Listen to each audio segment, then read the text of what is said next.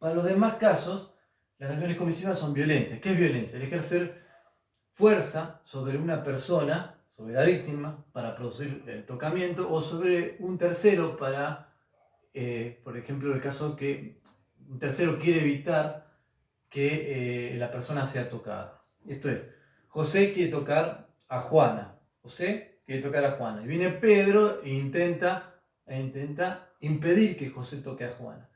Pedro ejerce violencia sobre José para producir el tocamiento de Juana. No sé si dije bien los nombres, pero bueno. Lo cierto es que el tercero que viene en ayuda de Juana para no ser tocada es víctima de una fuerza, una violencia. En estos casos se configura igual el tipo penal porque en definitiva existe violencia sobre un tercero. Violencia, amenaza. La amenaza es el anuncio, lo vamos a ver más adelante cuando hablemos de delitos contra la libertad. Pero vamos a anticipar que amenaza es el anuncio de un mal futuro, cierto, probable, de cierta gravedad y dominable, posible y dominable por el autor. Futuro simple, si yo te hubiera matado, no es una amenaza. Te voy a matar es una amenaza. ¿Y por qué esto es dominable? Yo le digo a una persona, mirá, mañana te va a caer un rayo. Bueno, mañana voy a hacer que te caiga un rayo. No es posible ni dominable por mí el hecho de que haya que caer un rayo a una persona en un horario determinado, en un lugar determinado. No lo puedo hacer. No puedo dominar esa cuestión. Entonces, por eso lo de dominable. Lo cierto es que la cuestión sucede aquí y radica en que la amenaza produce una disminución en la posibilidad de la víctima de discernir o negarse a los tocamientos. O sea, se produce una disminución en su poder de decisión. No se confundan amenaza con coacción, son dos cosas distintas. La amenaza es te voy a matar. La coacción sería, lo vamos a ver más adelante, te voy a matar si no haces esto, o si haces esto, o si no soportas esto. ¿De acuerdo? Se conjugan dos acciones. Una, la de anunciar un mal, pero para que la otra persona haga, deje de hacer algo o soporte algo. Si no haces esto, te voy a matar. Eso sería una coacción. Basado en eso, vamos a ver que el abuso coactivo que está exigiendo el tipo penal aquí, que algunos hablan de acoso sexual y otros dicen que no puede entenderse acoso sexual, sino sería un abuso sexual en grado de tentativa. Como sea, lo que quiere describir la figura y el legislador es que existe un aprovechamiento de la situación en que se encuentra de preponderancia un agente respecto de otro para que la capacidad de decisión de la víctima sea menor. O sea, una persona que se aprovecha de su rol o de su preponderancia en que se encuentra para abusarse sexualmente de la víctima. ¿De acuerdo? Por último, vemos lo que hablamos de aprovechar, habla el Código Penal de aprovechamiento de la situación en que se encuentra la víctima. Esto es, cuando la víctima se encuentra inconsciente o bajo el estado de drogas o alcoholizada, de modo tal que o no puede defenderse o no puede, o pudiendo defenderse no puede discernir que la acción que le están propiciando es contraria a su integridad sexual. Bien, nos queda por último ver el agravante que tiene esta figura.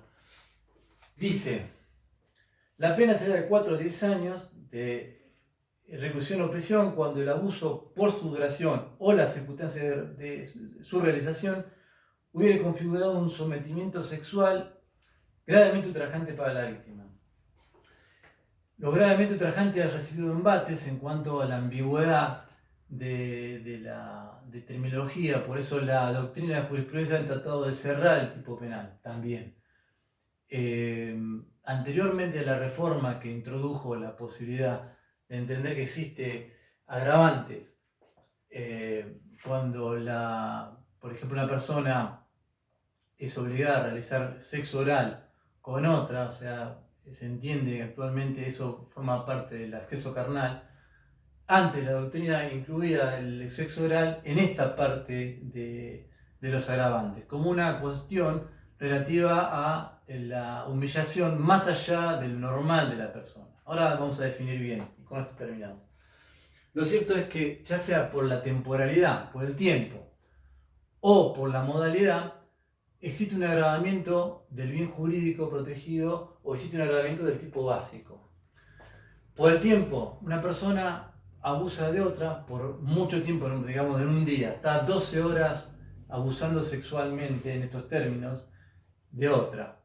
O en el tiempo, en una franja de tiempo determinado, o sea, hoy, mañana, pasado, entre 3 días a los 4 meses, ese lapso de tiempo ha producido en la víctima una mayor afectación, una desproporción en la afectación de su integridad sexual. Ha menoscabado su integridad sexual más de lo normal.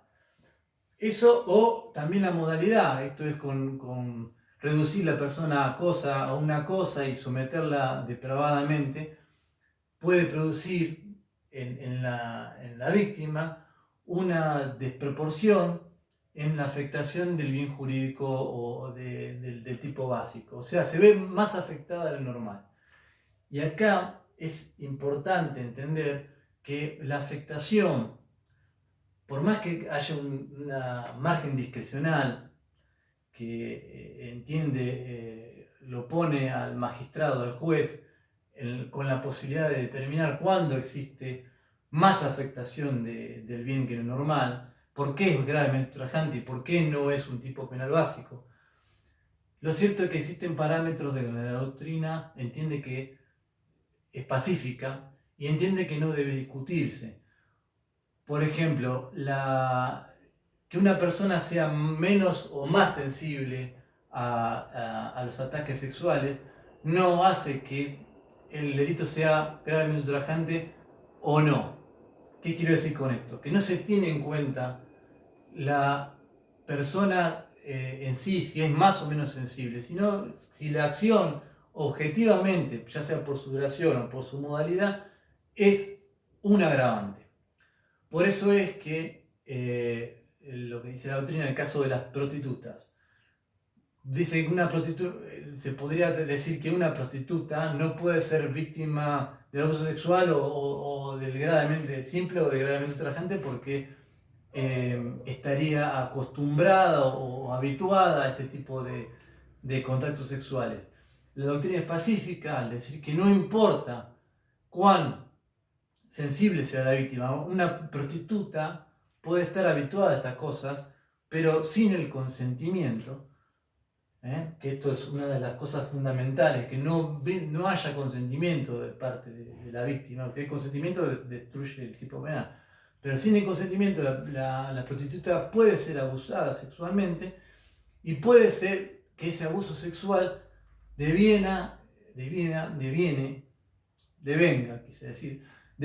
un agravante. ¿Qué quiere decir esto? Que una persona, una prostituta, que ha sido víctima de tocamientos en un lapso determinado o por la modalidad que se lleva adelante, puede también caer en un agravante. Entonces, conclusión, no es importante determinar si la víctima es más o menos sensible.